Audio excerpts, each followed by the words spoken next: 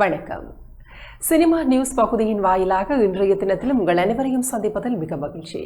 Cinema துறையுலகில் முக்கியமாக பேசப்பட்ட சில செய்திகளின் தொகுப்புகளை இப்பகுதியின் வாயிலாக பார்க்கலாம்.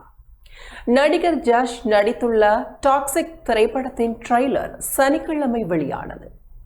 இயக்குனர் கீது மோகன்தாஸ் இயக்கிய இப்படத்தில் ருக்மணி வசந்த், நயன்தாரா, கியாரா அத்வானி உள்ளிட்டோர் முக்கிய கதாபாத்திரங்களில் நடித்துள்ளனர். ரவி பஸ்ரூர் இசையமைத்துள்ள இந்த திரைப்படத்தின் பாடல்கள் அண்மையில் வெளியாகி வரவேற்பை பெற்றன. இந்த நிலையில் படத்தின் ட்ரெய்லர் நேற்றைய தினம் வெளியாகி ரசிகர்களின் மத்தியில் படத்தின் மீதான ஆவலை அதிகரிக்க செய்துள்ளது. ஃபேன் இந்தியா திரைப்படமாக உருவாகியுள்ள இந்த திரைப்படம் வரும் ஆகஸ்ட் 26 திரையரங்குகளில் வெளியாக உள்ளதும் குறிப்பிடத்தக்கது. ஸ்பைடர்மேன் பிராண்ட் நியூ டே படம் உலகளவில் ரூபாய் 13,500 கோடி வசூலித்துள்ளதாக தகவல்கள் தெரிவிக்கின்றன. கொலம்பியா பிக்சர்ஸ் தயாரிப்பில் இயக்குனர் டெஸ்டின் டேனியல் கிரிட்டோர் இயக்கத்தில் டாம் ஹால்டன், ஜெண்டாயா, ஜேக்கப் போல்டாண்ட், மார்க் ருஃபாலோ உள்ளிட்டோர் நடிப்பில் உருவான ஸ்பைடர்மேன் பிராண்ட் நியூ டே திரைப்படம் உலகெங்கிலும் உள்ள திரையரங்குகளில் ஜூலை 31 வெளியானது. ஆனால் சிறப்பு காட்சியாக இந்தியாவில் ஜூலை 30 வெளியானது. மார்வலின் 38வது திரைப்படமாகவும் MCUவின் ஸ்பைடர்மேன் சீரீஸின் 4வது படமாகவும் வெளியாகியிருக்கும் ஸ்பைடர்மேன் பிராண்ட் நியூ டே படம் $225 மில்லியன் செலவில் உருவாக்கப்பட்டிருக்கின்றது. ஸ்பைடர்மேன் பிராண்ட் நியூ டே இந்தியாவில் வெளியான முதல் நாளிலேயே சுமார் ரூபாய் 72.44 கோடி வசூலித்தது. இந்தியாவில் முதல் நாளிலேயே அதிகம் வசூலித்த முதல் ஹாலிவுட் படம் என்ற சாதனையை இத்திரைப்படம் பெற்றிருக்கின்றது. இந்த நிலையில் இந்தியாவில் வெளியான 9 நாட்களிலேயே ரூபாய் 418 கோடிக்கு மேல் இப்படம் வசூலித்துள்ளதாகவும் உலகளவில் ரூபாய் 13,500 கோடி வசூலித்துள்ளதாகவும் தகவல்கள் தெரிவிக்கின்றன. மேலும் இன்னும் சில நாட்களிலே ரூபாய் 15,000 கோடி வசூலித்து விடும் என எதிர்பார்க்கப்படுகின்றது. இதனிடையே படத்தில் நடித்துள்ள டாம் ஹாலண்ட் ஜெண்டாயாவிற்கு இங்கிலாந்தில் திருமணமும் நடைபெற்றதாக கூறப்படுகிறது. நீண்ட காலமாக காதலித்து வந்த இருவரும் தங்களின் திருமணத்தை குறைவான விருந்தினர்களுடன் ரகசியமாக நடத்தியுள்ளனர். லோகேஷ் கனகராஜ் நடிப்பில் வெளியான DC திரைப்படத்தை நடிகர் சூர்யா நேற்று பாராட்டியுள்ளார். இயக்குனர் அருண் மாதேஸ்வரன் இயக்கத்தில் லோகேஷ் கனகராஜ் கதாநாயகனாக நடித்து கடந்த ஆகஸ்ட் 7 வெளியான திரைப்படம் DC. ஆக்ஷன் படமாக வெளியான DC ரசிகர்கள் மத்தியில் நல்ல வரவேற்பை பெற்றது. இதில் தேவதாஸ் என்கின்ற கதாபாத்திரத்தில் லோகேஷும் சந்திராவாக நடிகை வாமிகா கபியும் நடித்துள்ளனர். மேலும் முக்கிய கதாபாத்திரத்தில் நடிகை சஞ்சனா கிருஷ்ணமூர்த்தியும் நடித்துள்ளார். சன் பிக்சர்ஸ் நிறுவனம் தயாரித்துள்ள இந்த திரைப்படத்திற்கு இசையமைப்பாளர் அனிருத் இசையமைத்துள்ளார். அனிருத்தின் பின்னணி இசை மற்றும் பாடல்கள் இத்திரைப்படத்திற்கு மேலும் வலு சேர்ப்பதாக ரசிகர்கள் பாராட்டி வருகின்றனர். இது குறித்து நடிகர் சூர்யா தனது எக்ஸ் பக்கத்தில் லோகேஷ் கனகராஜிற்கும் அருண் மாதேஸ்வரனுக்கும் மனமார்ந்த நல்வாழ்த்துக்கள். அனைவரும் DC படத்தை பற்றி பேசுவதையும் அதனை ரசிப்பதையும் கேட்டு வருகிறேன். அனிருத்தின் சிறந்த இசைக்காகவும் படக்குழுவினருக்காகவும் மகிழ்கிறேன், வாழ்த்துக்கள் என்று குறிப்பிட்டுள்ளார். சூப்பர் குட் பிலிம்ஸின் 99வது படமாக உருவாகும் மகுடம் திரைப்படத்தின் மூலம் நடிகர் விஷால் இயக்குநராக அறிமுகமாகிறார். இதில் துஷாரா விஜயன், அஞ்சலி ஜான் விஜய் முக்கிய கதாபாத்திரங்களில் நடிக்கின்றனர். GV பிரகாஷ் குமார் இசையமைக்கின்றார். இப்படத்தில் விஷால் கேங்ஸ்டராக நடித்துள்ளார். மகுடம் திரைப்படம் ஆகஸ்ட் 14 அன்று திரையரங்குகளில் வெளியாக உள்ளது. முன்னதாக நேற்றைய தினம் ட்ரெய்லர் வெளியாகியிருந்தது. ட்ரெய்லர் வெளியீட்டு விழாவில் பேசிய விஷால் தனது வருங்கால மனைவி சாய் தன்ஷிகா பற்றி நெகிழ்ச்சியாக பேசியுள்ளார். இதில் ஒவ்வொரு நடிகனும் கரியரில் ஒரு இக்கட்டான சூழ்நிலை ஏற்படும். அந்த நேரத்தில் எல்லோரும் இத்துடன் கரியர் முடிந்துவிட்டது, இனி எழுந்து வர முடியாது என்று சொல்வார்கள். அதுபோன்ற சூழலில் அனைவரும் என் மீது நம்பிக்கை இழந்தனர். கிட்டத்தட்ட 14 மாதங்கள் நடிக்க முடியாமல் நான் வீட்டிலேயே இருந்தேன். அதற்கு காரணமான சில பேர் பற்றி நான் சொல்ல விரும்பவில்லை. இந்த தருணத்தில் நான் முக்கியமாக ஒருவருக்கு ரொம்பவும் கடமைப்பட்டிருக்கின்றேன். என்னுடைய சுய வாழ்க்கை ரொம்ப பாதிக்கப்பட்ட நேரத்திலும் இந்த படம் சிறப்பாக வர வேண்டும் என்பதற்காக என் கூட இருந்தது, என் கஷ்டங்களில் என்னை ஊக்கப்படுத்தி உங்கள் அனைவரையின் முன்பும் இந்தளவு பாலிஸ்டாக என்னை நிறுத்தியதற்கு காரணமாக இருந்தது எனது வருங்கால மனைவி சாய் தன்ஷிகாவிற்கு மிகவும் நன்றி. வேறு யாராவது இருந்தால் இந்நேரம் பயந்து கொண்டு ஓடியிருப்பார்கள் என்று தெரிவித்தார். ஷாய் தன்ஷிகா விஷால் இருவருக்கும் கடந்த ஆண்டு திருமணம் நிச்சயிக்கப்பட்டது. புதிதாக கட்டப்பட்டு வரும் நடிகர் சங்க கட்டடத்தை திறந்த பின்னர் திருமணம் செய்து கொள்ள இருப்பதாக விஷால் தெரிவித்திருக்கின்றார். நடிகர் ரிஷிகாந்த் நாயகனாக அறிமுகமாகும் முதராத்திரி திரைப்படத்தின் முதல் பாடல் நேற்றைய தினம் வெளியானது.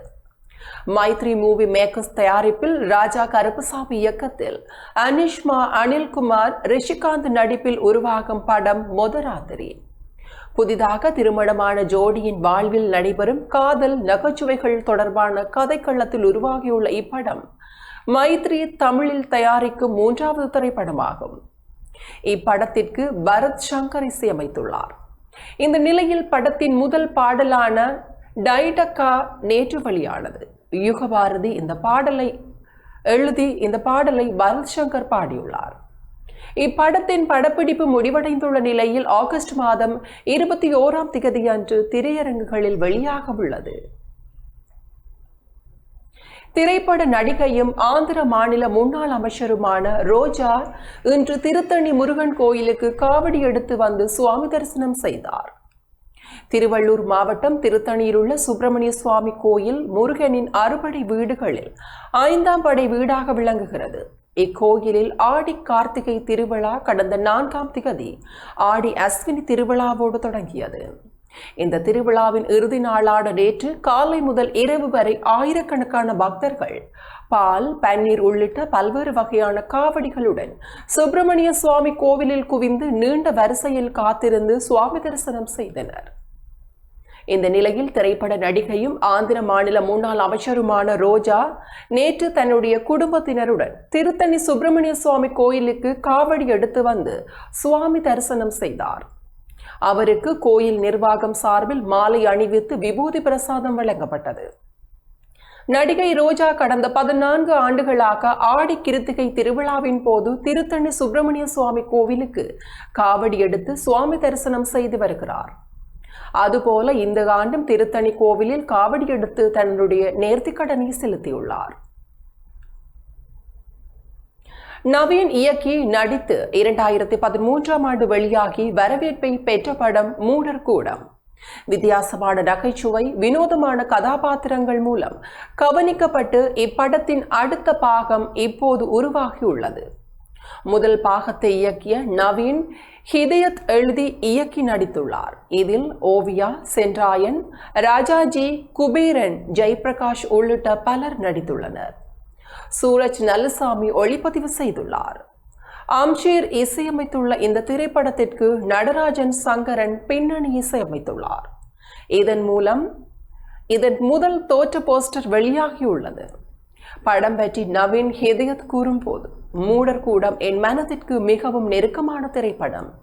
பல ஆண்டுகளாக இந்த படத்தின் 2ஆம் பாகம் எப்போது வெளியாகும் என்று ரசிகர்கள் கேட்டு வந்தனர். அதற்காக ரசிகர்களை ஆச்சரியப்படுத்தும் கதையை தேடிக்கொண்டிருந்தேன். மூடர்கூடம் 2 மிஷன் பாசிபிள் அடுத்த கதையாக அமைந்தது. ரசிகர்கள் விரும்பிய நகைச்சுவையை தக்க வைத்துக் கொண்டு கதாபாத்திரங்களையும் கதை சொல்லலையும் இன்னும் பெரிய அளவிற்கு கொண்டு சென்றுள்ளோம் என்றார். படத்தை கிராண்டஸ் பிக்சர்ஸ் சார்பில் கமல் போஹ்ரா, சம்கித் போஹ்ரா தயாரித்துள்ளனர் என்பதும் குறிப்பிடத்தக்கது.